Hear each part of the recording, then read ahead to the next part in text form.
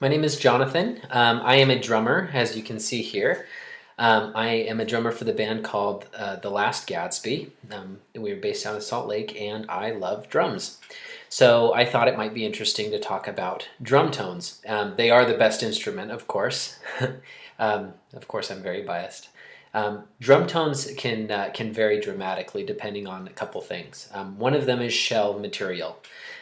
Drums can be made of different materials, and that does contribute to the sound, obviously. Also, the stroke and the technique by which the drums are played can actually make a difference as well. And then the size of the drums. And I don't necessarily mean like really, really big or super, super tiny, but kind of more how the drums are shaped. So in regards to shell material, there's three common forms of drum material. If there's any others, I haven't found them yet. The very first one is wood. Most drums are made of wood. There's also acrylic drums made out of fiberglass plastic and metal drums.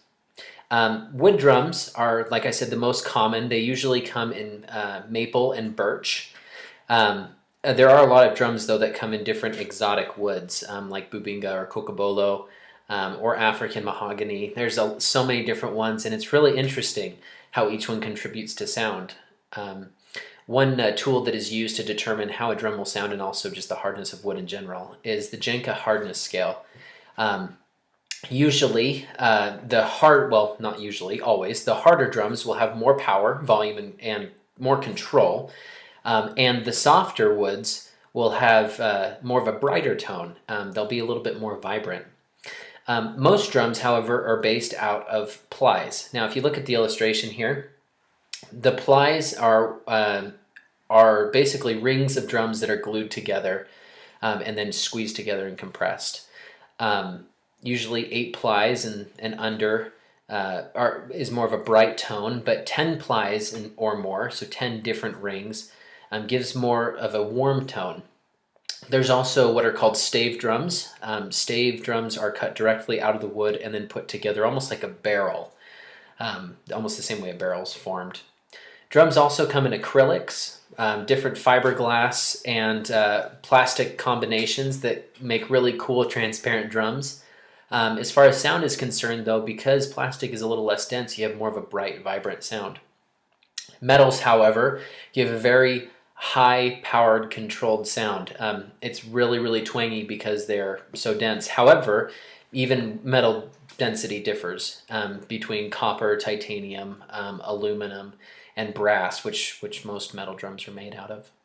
As mentioned before, the stroke and the technique by which you play drums contributes to the sound as well.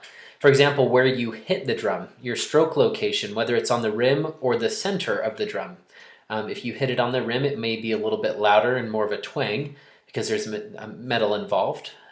Or it may be if you hit it right in the center, it will be a direct, loud, clean sound. And as I mentioned before, in fact, if you want to look at the image here, this is how you would normally hit a drum head, not a cymbal. Actually, the way he's hitting the cymbal is purely for artistic effect. You should be hitting it at an angle. But when you're hitting a drum head, you do want to be hitting directly on it. And when you hit it, it's in your wrists and fingers and not in your arms, unlike the image above, or to here. Another thing that contributes is size of the drums. And I don't mean necessarily how big or small it is.